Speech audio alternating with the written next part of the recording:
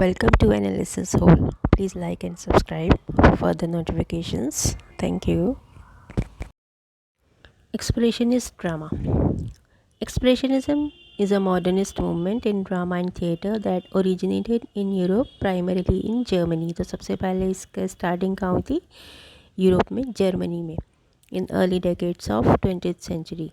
Later spread to the United States. फिर ये United States में भी फैल गई.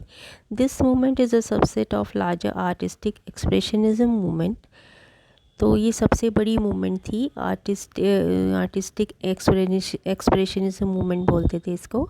George Kaiser and Ernst Toller were the two most well known playwrights in the 20th century German expressionist movement. तो सबसे बड़े जो इस तरह के ड्रामाज लिखते थे तो उनमें दो जो ऑथर्स थे वो थे George Kaiser and Ernst taller. Expressionist writers used expressionist theatre to visually enact the scenes they had witnessed and imagined in order to communicate their vision to substantial audiences.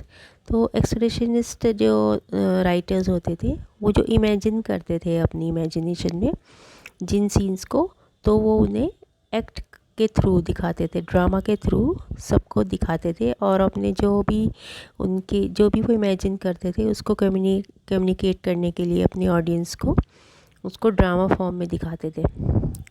Gas by George Kesar is a good example of this theme. तो George केसर का जो एक play था gas नाम का, तो ये सबसे बड़ा एग्जांपल था एक्सप्रेशनिस्ट थिएटर का. One of the most significant playwrights who helped establish Expressionism in Germany during World War I was George Kaiser. The plot of Gas centers on a mill that is managed democratically and accordingly to profit-sharing principles, both of which at time were advancements in and of themselves.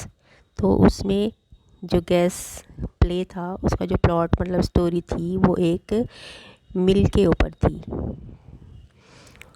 Despite the owner's best efforts, the mill explodes and leaves the owner, the billionaire's son, faced with a dilemma. तो उसके जो उसमें एक blast हो गया उस मिल में, तो जो उस बिलियनर का जो एक बेटा था वो बहुत बड़ी मुसीबत में फंस गया. The mill produces the gas that powers all country machines. और वो मिल किस चीज़ का था? उसमें ऐसी गैस प्रोड्यूस की जाती थी जिससे पूरी सारी मशीन्स चलती थी. He desires change just like the expressionist artist. The mill owner does not wish to rebuild the mill that has ruined numerous lives, and he is the only character who knows well the importance of a better life that is not ruled by machines. तो मिल owner जो था अब उस मिल को दोबारा से नहीं बनाना चाहता था क्योंकि वो चाहता था कि ये वो लाइफ ज़्यादा बेटर होती है जो मतलब हम लोग ये नहीं चाहेंगे कि मशीन हम पर रूल करे, बल्कि खुद अपनी मेहनत से सब कुछ हर काम को करें. Despite the workers discontent with their lives when they were ruled by mill, they knew no other way of existence as they wish to rebuild the mill. लेकिन जब उसने देखा कि जितने भी वर्कर्स थे वो अपनी लाइफ से सेटिस्फाइड नहीं थे क्योंकि उनके पास कुछ काम ही नहीं रह गया था, वो जो भी उनका जो लिवलीहुड थी वो सारी मिल से ही चलती थी. तो फिर उसने सोचा कि इन लोगों के जो जीवन के लिए चलो मैं दोबारा से मिल को दोबारा बना देता हूँ. अभी आप एक क्वेश्चन नोट कर लीजिए मेरी लास्ट वीडियो का, what is a tragic comedy, या write short note on tragic comedy.